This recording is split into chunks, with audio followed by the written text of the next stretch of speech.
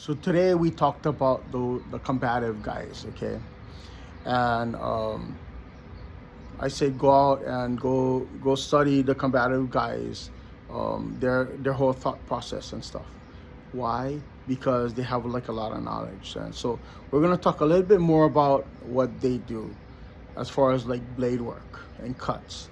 But the whole reason behind it all is it's kind of like you have to know the rules of the body. You have to know how the body works. You have to know why, like, what the organs do, how they do things, what the nerves do.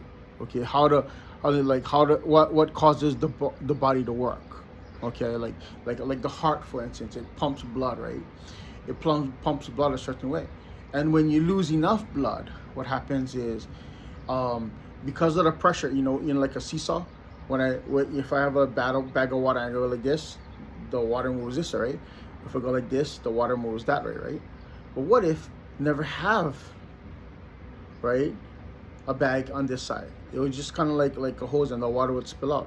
Then if I have water like this and I go like this, the water would fall out, and then no water would come back. So you lose pressure, right?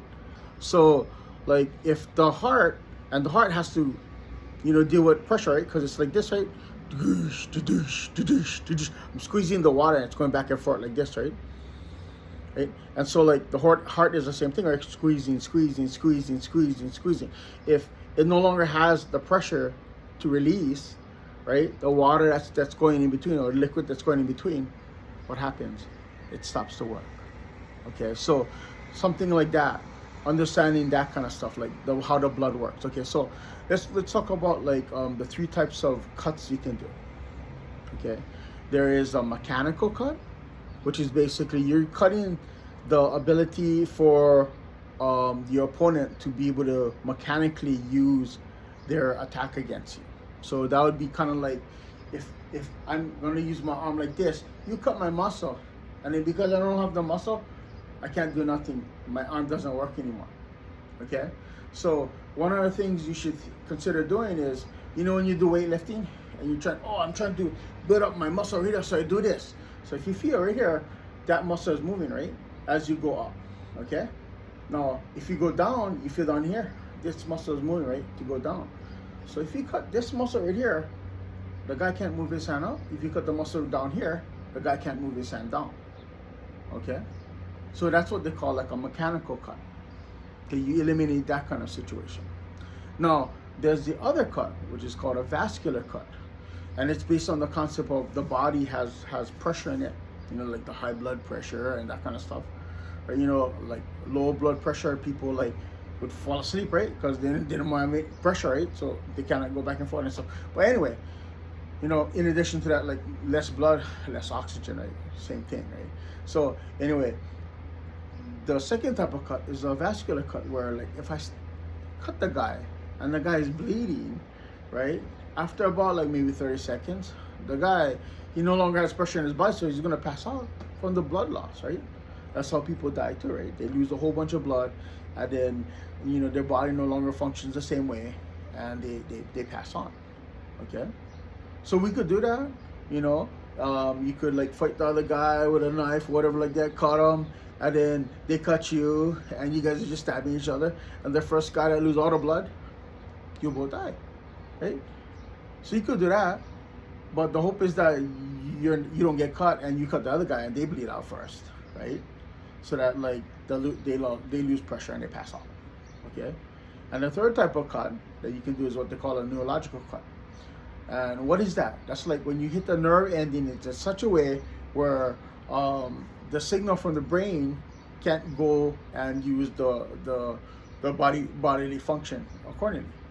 So when do you see this? It doesn't make sense. A neurological cut. How can you do something like that? You guys ever watch the kung fu movies, or like the samurai movies, where like the samurai guys are fighting and then he gets cut by a sword midway or something like that, and then he's stuck there like this. You're like, ugh, he got stabbed or something like that, or like he's halfway through and he's cut like this, and you're wondering, bro, how come you didn't just continue swinging and kill the other guy too, right?